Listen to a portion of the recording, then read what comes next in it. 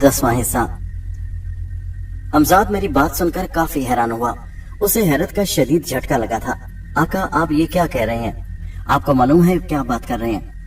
मैंने गुस्से से कहा, मैं जैसा कह रहा हूँ वैसा ही करो। अब सुल्तान का जिंदा रहना ठीक नहीं। नवाब सुल्तान ने मेरे दोस्त को कत्ल करके बहुत बड़ा जुल्म किया है। उसका बदला मैं हर हाल में लूंगा। वो कहने लगा, आका फिर सोच लीजिए। मैंने सोच लिया जो सोचना था। मैं जैसा कहता हूँ वैसा करो। उसने कहा, जी आका। उसका लहजा बुझा हुआ था और फिर वो गायब हो गया। उसके गायब होते ही मैंने तस्वर की आंख से नवाब सुल्तान को देखने की ख्वाहिश का इजहार किया। नवाब सुल्तान इस वक्त मेरी आंखों के सामने था। बंद आंखों से मैं उस मंजर को देख रहा था। वो अपनी ख्वाबगाह में आराम कर रहा था कि अचानक मैंने देखा हमजाद उसके सिरहाने नमदार हुआ। नवाब सुल्तान बिल्कुल बेखबर सो रहा था। हमजाद के हाथ में एक चमकता हुआ खंजर था जिसकी तेज धार उसका गला काटने के लिए काफी थी।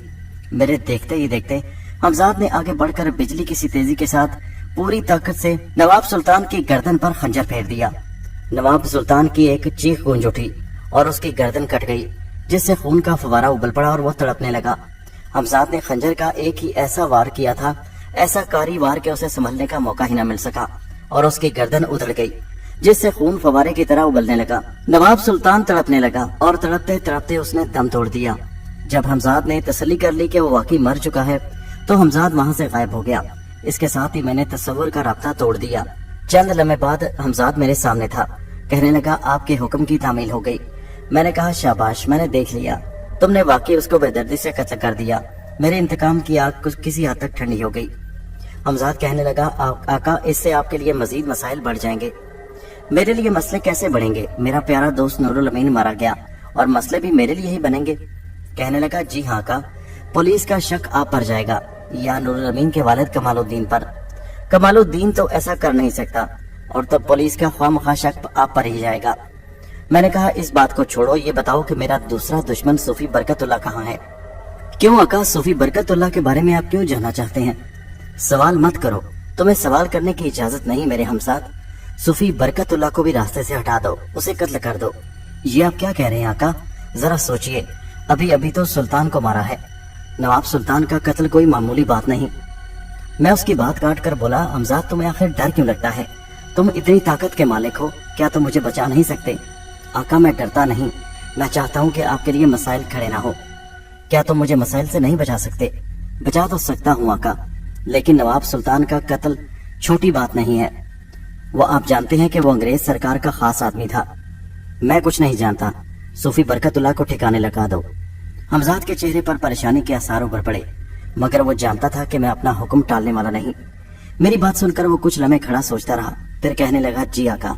फिर वहां से गायब हो गया। उसके गायब होते ही मैंने तस्वर का सिलसिला फिर जोड़ा और सूफी बरकतुल्लाह के घर का मंजर देखने की ख्वाहिश का इजहार किया। सूफी बरकतुल्लाह घर में चौकड़ी मारे बैठा फल फ्रूट काट काट कर खा रहा था। मैंने देखा कि हमजाद उसकी पुश्त पर नमदार हुआ। सूफी बरकतुल्लाह उस वक्त तेजधार छुरी से फल काट रहा था। हमजाद ने फौरन आगे बढ़कर छुरी उसके हाथ से झपट ली। वो हमजाद को देख तो नहीं सकता था। अचानक छुरी को गायब होते और किसी को झपटते देखकर हक्का बक्का रह गया और फौरन उठ खड़ा हुआ, मगर इससे पहले कि वो अपने कदमों पर खड़ा होता, हमजाद ने छुरी का भरपूर वार करके छुरी उसके पेट में घोंप दी।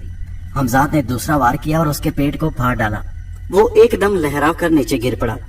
उसके मुंह से खौफनाक गराहटें निकलने लगी। हमजाद ने छुरी पकड़े हुए उस पर ऐसी कारी जरबें लगाई कि उसके पेट को चाक कर डाला था। सूफी बरकतुल्लाह ने तड़प तड़प कर जान दे दी। जब उसने अच्छी तरह तसल्ली कर ली कि सूफी बरकतुल्लाह मर चुका है तो फिर वहां से हमजाद गायब हो गया। थोड़े ही लम्हों बाद वो मेरे सामने था। कहने लगा, मैंने सूफी बरकतुल्लाह को खत्म कर लिया। मैंने कहा, हमजाद, शाबाश, तुमने बहुत अच्छा काम किया। कहने लगा, आका, अब 2 लोगों का कत्ल हो चुका है। मेरा ख्याल है कि अब आपके लिए हालात इस शहर में मुनासिब नहीं रहे। मैंने कहा, तुम इस बात की फिक्र छोड़ो, देखते हैं क्या होता है। वो कहने लगा, आका, मेरी बात ध्यान से सुनिए, मैं आपके फायदे की बात कर रहा हूँ। आपको किसी भी वक्त ये मकान बल्कि ये शहर छोड़ना पड़ सकता है, क्योंकि दोनों के कत्ल होने का शुबा आप पर आ सकता है। मैंने कहा, तुम फिक्र मत करो, मैं अपने आप को संभाल लूंगा। कोई जरूरत हुई तो तुम्हें फौरन बुला लूंगा। फिलहाल तुम जा सकते हो। हमजाद ने मेरी बात पर सर हिलाया और फौरन गायब हो गया। मैं मुतमईन होकर लेट गया। अब मैं मुतमईन हो चुका था कि मैंने अपनी दानिश में अपने दोस्त नूरुल अमीन के दोनों कातलों का बदला ले लिया था, लेकिन दिल में एक धड़का सा भी लगा हुआ था कि अभी पुलिस को पता चलेगा तो वो पूछगिछ करती हुई मेरे पास आ जाएगी। मगर कुछ इत्मीनान इस बात तक का था कि मैंने हमजाद के जरिए उनको कत्ल करवाया था। खुद बराह रास्त कोई ऐसा सबूत नहीं था जो मेरे खिलाफ जाता या मेरे लिए मुसीबत का बाइस बनता, मगर ये मेरा ख्याल आर्जी साबित हुआ। खतरे वही जो हमजाद ने बयान किए थे उन्हीं का सामना करना पड़ा। सुबह के वक्त दरवाजे पर जोरदार दस्तक महसूस हुई। मैं फौरन हड़बड़ा कर उठ बैठा। दरवाजे पर पहुंचा तो देखा इंस्पेक्टर बहादुर खान दरवाजे पर मौजूद था। गजबनाक आंखों से मुझे घूर रहा था। उसके पीछे 3 सिपाही खड़े थे। उसने गरजदार आवाज में कहा, पकड़ लो इसे। मैंने घबराने की मसनूई अदाकारी करते हुए कहा, इंस्पेक्टर बहादुर खान क्या बात है, तुम होश में तो हो? मैंने क्या जुर्म किया है? अभी बताए देते हैं साहब बहादुर कि तुमने क्या जुर्म किया है। क्या तुम जानते हो कि नवाब सुल्तान का कत्ल हो गया है? अगर नवाब सुल्तान का कत्ल हो गया है तो मुझे इससे क्या गर्ज है? मेरा उससे क्या रिश्ता है? या मैंने कत्ल किया है? अरे बताते हैं तुझे, चलो तो सही हमारे साथ थाने। चलो इसे घसीटते हुए ले चलो। मैंने बहुत शोर मचाया, बहुत एहतजाज किया, मगर उन जालिमों ने मेरी एक ना सुनी। थाने ले जाकर इंस्पेक्टर बहादुर खान सामने बैठ गया और मुझे सामने खड़ा कर दिया।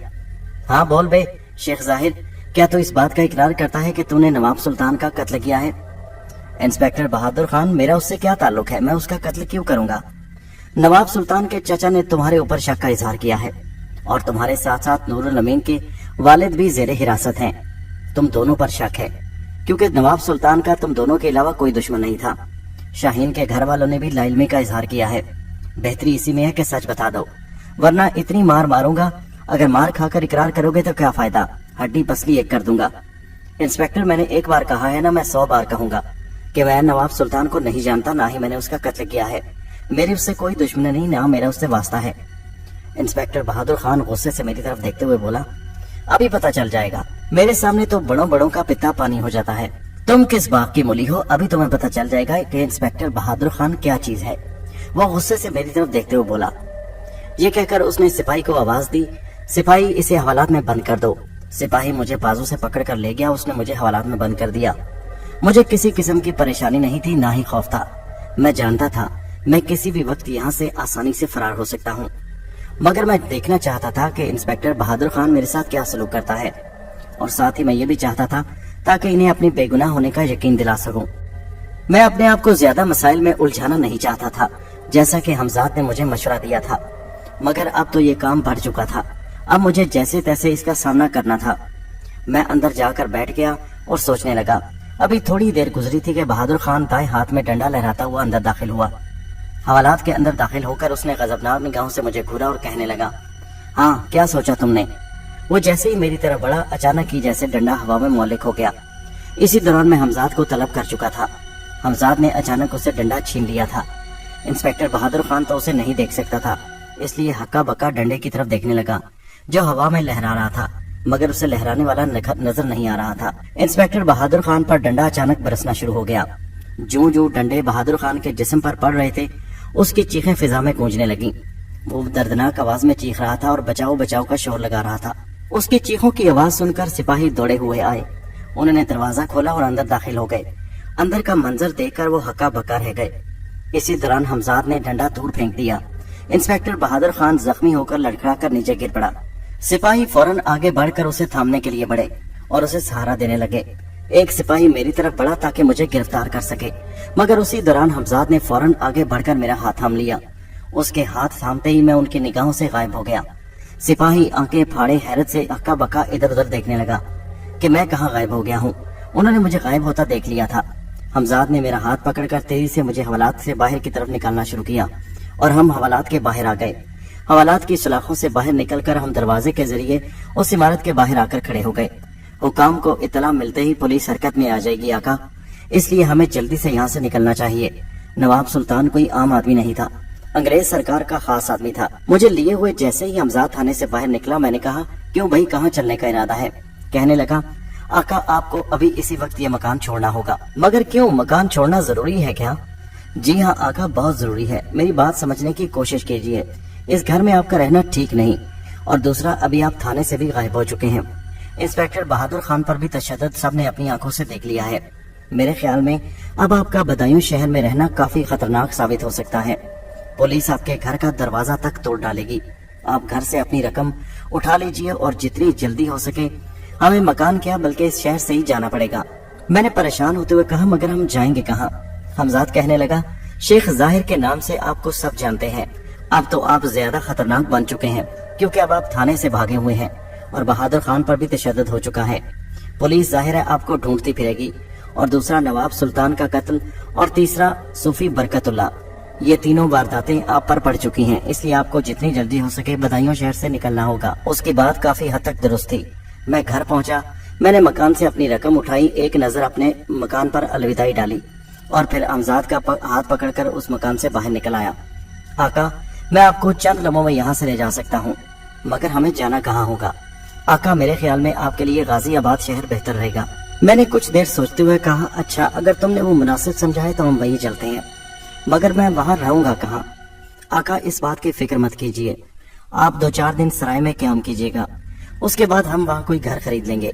मैंने कहा, ठीक है आका, आप यकीन कीजिए मेरा कदम आपके हक में बेहतर है, क्योंकि अंग्रेज सरकार हिंदुस्तान में उन लोगों का खास ख्याल रखती है और उनकी खास हिफाजत करती है जो अंग्रेज के मफादात के लिए काम करते हैं, और नवाब सुल्तान उन्हीं लोगों में से एक था। इसीलिए मैं आपसे ये कह रहा हूँ कि इस शहर से अब निकलना जरूरी हो चुका है, क्योंकि नवाब सुल्तान कत्ल हो चुका है। हमें इंस्पेक्टर बहादुर खान और शायद सूफी बरकतुल्ला के कत्ल का इतना नुकसान न उठाना पड़े जितना नवाब सुल्तान की वजह से हमें परेशानी हो सकती है। इसलिए मैं आपसे बार बार कह रहा हूँ। मैंने कहा, ठीक है, जो कुछ तुम बेहतर समझो वही करो। कहने लगा, आका, मैं आपको चंद लम्हों में गाजियाबाद ले जा सकता हूँ। मैंने हैरान होकर कहा, वो कैसे? हमें यहाँ से उड़कर भी जा सकते हैं, मगर आका शायद उसके लिए ये मुनासिब वक्त नहीं है। आपको रेलगाड़ी के जरिए गाजियाबाद पहुँचना होगा। कुछ वक्त आप रेलगाड़ी में गुजारेंगे, वहाँ पहुँचकर किसी सराय में आप 2-4 रोज क्याम करेंगे। इस दौरान मैं किसी मकान का बंदोबस्त करूंगा। अगर सराय में 2-4 रोज रहना पड़ा तो कोई बात नहीं। मैंने उसकी बात से इत्तेफाक किया। हम दोनों रेलवे स्टेशन पर पहुंच गए। उस वक्त रात के सन्नाटे में रेलवे स्टेशन पर काफी खामोशी थी। बहुत कम मुसाफिर, इक्का दुक्का लोग आ जा रहे थे। गाड़ी का काफी देर प्लेटफॉर्म पर इंतजार करना पड़ा। खुदा खुदा करके गाड़ी पहुंची तो एक डब्बे में खाली जगह देकर घुस गया। डब्बे में कुछ लोग सवार थे, मगर चंद सीटें फिर भी खाली थी। मैं एक खाली सीट पर विराजमान हो गया। मेरे सामने एक मौलाना साहब बैठे थे, साथ उनके एक नौजवान बुरका पोश लड़की थी जो अपनी बुरके के अंदर आंखों से मुझे झांक रही थी। मैं थोड़ा झिंक गया। गाजियाबाद का टिकट खरीदा था। ट्रेन आहिस्ता आहिस्ता प्लेटफॉर्म से रेंगती हुई बाहर निकलने लगी। ट्रेन थोड़ी दूर पहुंची होगी कि बड़े मियाँ, जो मुझे बड़े गौर से देख रहे थे, कहने लगे, भाई मियाँ, कहाँ जाने का इरादा है? मैं चौंक कर उनकी तरफ देखने लगा। गाजियाबाद तक जा रहा हूँ मौलाना साहब। बड़े मियाँ कहने लगे, अरे बहुत अच्छी बात है, हम भी गाजियाबाद जा रहे हैं। क्या काम करते हो? वो मेरी तरफ देखते हुए बोले, वहाँ किसी अजीज रिश्तेदार के घर जा रहे हो? मुझे उनके इस तरह इंटरव्यू लेने से उकताहट महसूस हो रही थी, मगर खुद पर जबर करके चुपचाप बैठा रहा। फिर थोड़ी देर बाद बोला, नहीं जी, मेरा वहाँ कोई अजीज नहीं। अरे तो फिर किसके घर ठहरोगे? बड़े मियाँ, क्या गाजियाबाद में होटल या सराय वगैरह नहीं है? हाँ भाई है, मैंने कब कहा नहीं है, तो किसी न किसी जगह ठहर ही जाऊंगा ना। अच्छा, क्या नौकरी ढूंढने जा रहे हो? जी हाँ, मुझे एक अजीज ने नौकरी का यकीन दिलाया है। बड़े मियाँ हंसकर बोले, उस अजीज ने तुम्हें नौकरी का यकीन दिलाया है, मगर रहने के लिए जगह नहीं दी। बड़े मियाँ, वो खुद बेचारा एक छोटे घर में रहता है, उसके पास एक कमरा है। क्या ये उसकी मेहरबानी नहीं कि उसने मेरे लिए नौकरी ढूंढ ली है? अब क्या ये जरूरी है कि मैं उसके सर पर जाकर पड़ जाऊं? हाँ हाँ, ये बात तो है। बड़े मियाँ मेरे इस तरह गुस्से से बोलने पर एकदम शर्मिंदा होकर बोले, हाँ भाई, आजकल कोई इतनी नेकी कर दे, यही बहुत बड़ी बात है। तो ठीक है ना बड़े मियाँ, अब मैं भी उस पर बोझ नहीं बनना चाहता। किसी सराय में ब्याह कर पड़ जाऊंगा और जब नौकरी मिलेगी तो रहने का बंदोबस्त भी हो जाएगा। बदायूं से गाजियाबाद तक का ट्रेन में सफर 5 घंटे का था। रात आहिस्ता आहिस्ता आगे बढ़ रही थी। मुझे यकीन था कि रात के 1 या 2 बजे तक हम गाजियाबाद जा पहुंचेंगे। लड़की बार बार कनखियों से मुझे देख रही थी। उसके इस तरह देखने पर मुझे शर्मिंदगी महसूस हो रही थी। दिल चाहा था कि अपनी सीट किसी और जगह पर बदल लूं, लेकिन आसपास भी लोग कुछ इस तरह बैठे हुए थे कि सीट बदलना मुमकिन नहीं था। स्टेशन से निकलते वक्त आहिस्ता आहिस्ता सारी सीटें पुर हो चुकी थी। ट्रेन किसी वक्त तेज हो जाती, किसी वक्त धीमी रफ्तार से चलने लगती। अचानक थोड़ी देर के बाद बुजुर्ग ने सीने पर हाथ रख लिया और जोर जोर से खांसने लगे। उन पर खांसी का लगता था शदीद हमला हुआ था। सांस उखड़ने लगी। लड़की ने एकदम घबराकर अपने बाप से लिपट गई और उन्हें सहलाने लगी, मगर मौलाना साहब की हालत बहुत बुरी हो गई थी। चेहरा सुर्ख हो चुका था। लड़की घबरा गई थी और मेरी तरफ देखकर कहने लगी, खुदा के लिए कहीं से पानी का बंदोबस्त कीजिए। मैं घबरा कर उठा, आसपास देखा, किसी मुसाफिर के पास पानी नहीं था। मैं फौरन अगली सीटों की तरफ दौड़ा। एक मुसाफिर के पास पानी दिखाई दिया तो मैंने कहा, भाई जरा एक गिलास पानी भर कर देना, हमारे मोहतरम बुजुर्ग हैं, उनकी तबीयत बहुत खराब है। वो नेक आदमी था, उसने फौरन पानी का गिलास भरकर मेरे हाथ में थमा दिया। मैं फौरन पानी लेकर मौलाना साहब के पास पहुंचा। लड़की बोली, जरा इन्हें सहारा दीजिए। मैंने आगे बढ़कर मौलाना को थाम लिया। लड़की ने फौरन अपने पास रखे हुए थैले में हाथ डाला और एक पुड़िया जल्दी से निकाल ली। उसमें कोई दवाई नुमा सफूफ था। उसने फौरन वो सफूफ निकाल कर गिलास में पानी में हल कर लिया और गिलास पकड़ा और फिर जैसे तैसे करके उन्होंने बुजुर्ग के मुंह के साथ वो लगा दिया। बुजुर्ग घटाघट पानी पीने लगे। पानी पीते ही बुजुर्ग की सांस बहाल होने लगी। थोड़ी देर बाद रफ्ता रफ्ता उनकी तबीयत काफी हद तक बेहतर हो गई। लड़की बेचारी बेहद परेशान थी। मैंने कहा, आप परेशान ना हो, बुजुर्ग अब काफी बेहतर हैं। बुजुर्ग की सांस अब बहाल हो चुकी थी और काफी नॉर्मल दिखाई दे रहे थे। जब उनकी तबीयत काफी हद तक संभल गई तो आंखें खोलकर मेरी तरफ देखने लगे और बोले, नौजवान तुम्हारा बहुत शुक्रिया, खुदा तुम्हें इस नेकी का अजर दे, किसी अच्छे खानदान के लगते हो। मैंने पहले ही भांप लिया था कि तुम्हारी रगों में कोई शरीफ खून दौड़ रहा है। मैंने कहा, बुजुर्गवार, अल्लाह ताला आपको सेहत दे। लड़की कहने लगी, अब्बा जान ज्यादा बातें मत करें, आपकी तबीयत खराब है। मैंने भी लड़की की हाँ में हाँ मिलाई। जी हाँ बुजुर्गवार, आप ज्यादा बातें मत कीजिए क्योंकि आपकी तबीयत अभी पूरी तरह ठीक नहीं हुई। कहने लगे, अल्हम्दुलिल्लाह मैं अब ठीक हूँ, तुमने बहुत नेकी का काम किया। मैंने कहा, बुजुर्गवार ये तो मेरा फर्ज था, अगर मैं ये काम ना करता तो साथ कोई और बैठा हुआ मुसाफिर ये कर देता। बुजुर्गवार कहने लगे, हाँ तुमने मेरी मदद की, बर वक्त पानी ला कर दिया। बहरहाल बहुत कम ऐसे लोग हैं जो दर्दमंद दिल रखते हैं। लड़की भी शुक्रमंदाना नजरों से मेरी तरफ देखने लगी। बुजुर्गवार फिर बोले, बस क्या बताऊं, फेफड़ों की बीमारी है। मैंने कहा, फिर तो आपको सफर में एहतियात बरतनी चाहिए। वो बेटी की तरफ इशारा करते हुए कहने लगे, ये लड़की मेरी बेटी है, इसका नाम ज़ोहरा है। बस क्या बताऊं, मजबूरी इंसान को घर से बाहर निकलने पर मजबूर कर देती है। इसी बेटी की खातिर घर से निकला था। मैंने फिर उन्हें तंबीह करते हुए कहा, बुजुर्गवार मेरा ख्याल है आप ज्यादा बातें मत कीजिए, ऐसा ना हो फिर आपकी सेहत बिगड़ जाए।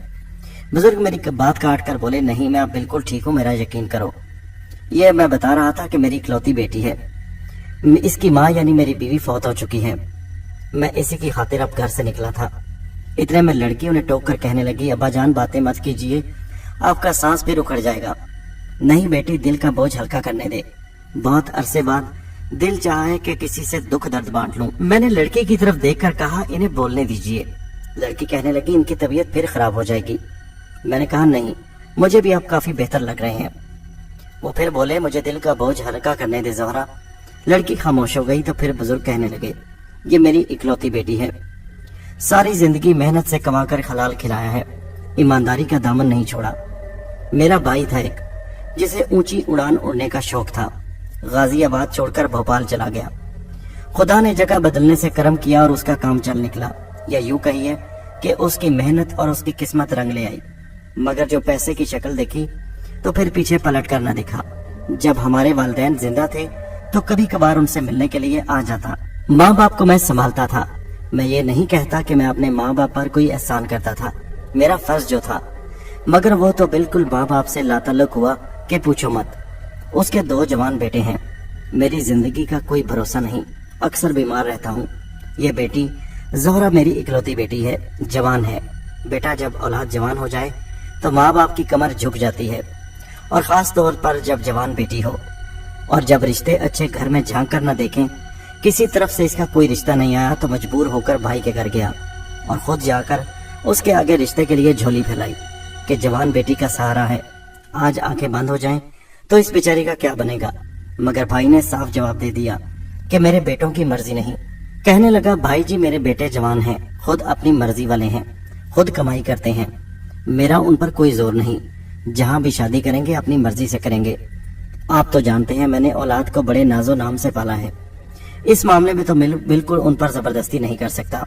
उसने तो यहाँ तक कह दिया कि मेरे बेटों ने अपने लिए लड़कियां पसंद कर रखी हैं, इसलिए वो मेरी बात किसी सूरत नहीं मानेंगे।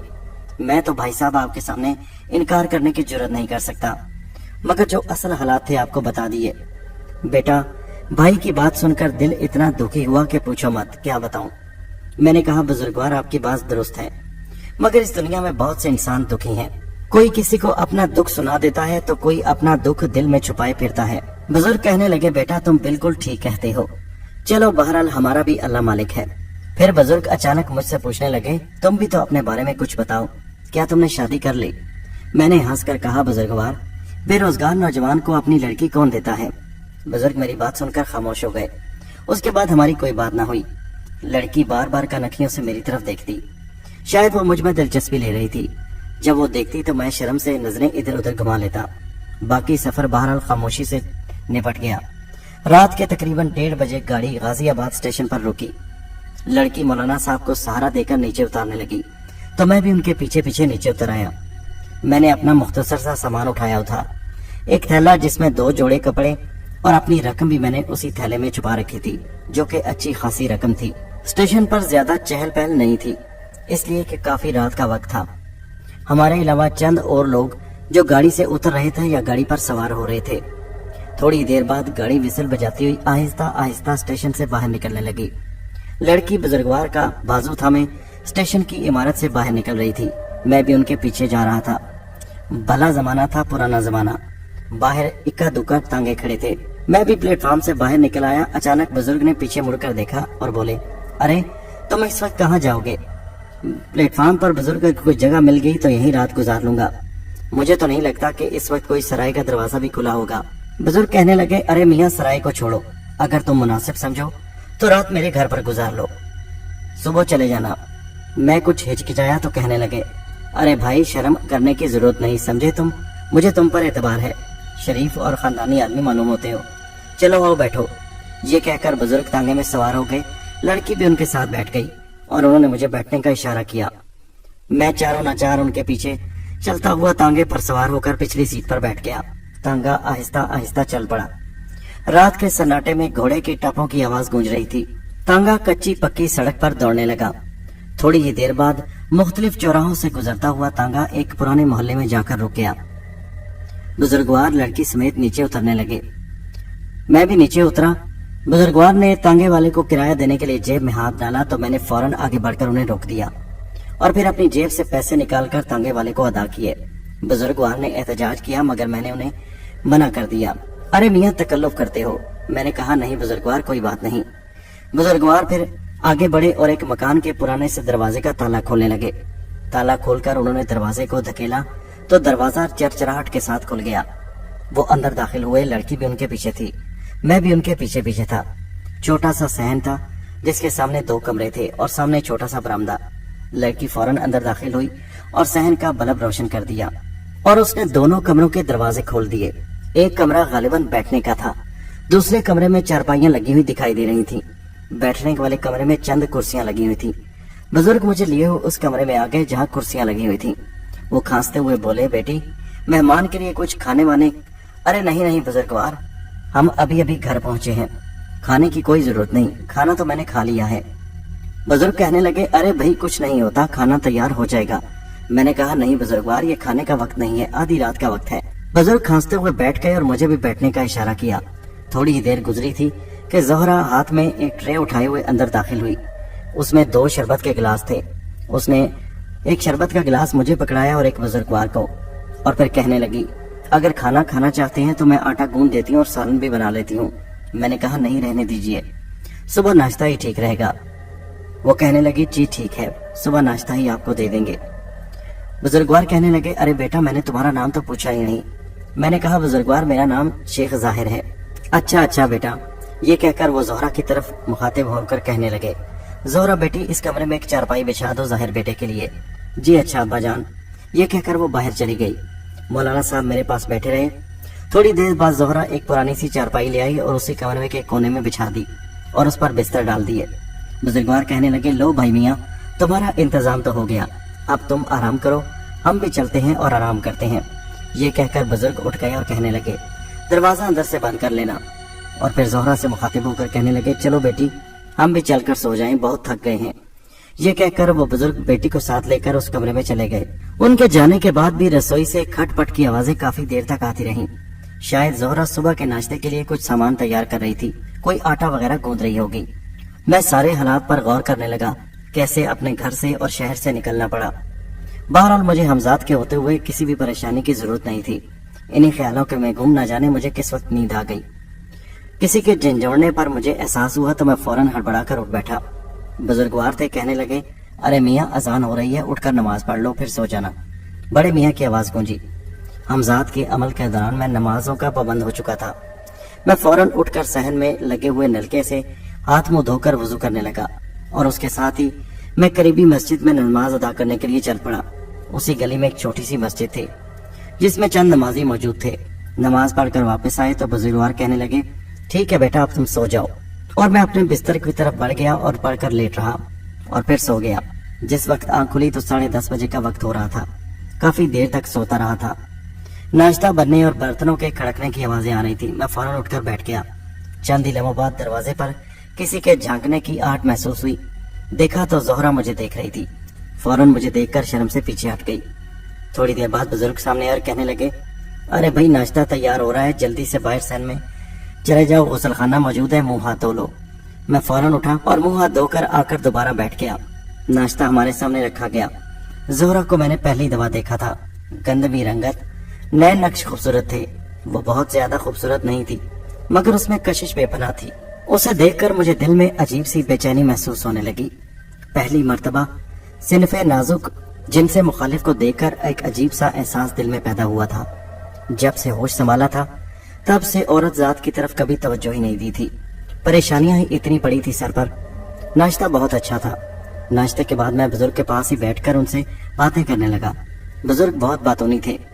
10 बजे के करीब उनके घर पर मोहल्ले के कुछ बच्चे पढ़ने के लिए आ गए और जोहरा दूसरे कमरे में बैठकर उन्हें पढ़ाने लगी। मौलाना साहब से इजाजत लेकर मैं थोड़ी देर के लिए बाहर निकल आया। मेरा दिल चाह रहा था कि किसी खाली गोशे में हमजाद के साथ जाकर आने वाली सूरत हाल के बारे में कुछ तबादला ख्याल करूं और पीछे इंस्पेक्टर बहादुर खान और नवाब सुल्तान के बाद जो हालात पैदा हुए उनके बारे में उससे गुफ्तगू कर सकूं। गली में चलता हुआ आगे तलाश करने लगा कोई ऐसी जगह जहां कोई आता जाता ना हो, मगर आमदोरफ्त काफी ज्यादा थी, जिसकी वजह से किसी पुरसुकून और खाली गोशे का मिलना मुश्किल था। मैं मायूस होकर वापस घर लौट आया। मौलाना साहब से इजाजत लेकर हवाखोरी के लिए उनकी छत पर जा चढ़ा। हमजाद को तलब करने के लिए ये काफी अच्छी जगह थी। हमजाद को तलब करते ही हमजाद मेरे सामने था। हमजाद को देखकर मैं खुश हो गया। कहिए आका, मुझे कैसे याद किया? हमजाद, यहाँ पर वक्त तो बहुत अच्छा गुजरा। इन बुजुर्गवार ने मेरी बहुत खिदमत की है। मैं तुमसे कुछ जानना चाहता हूँ।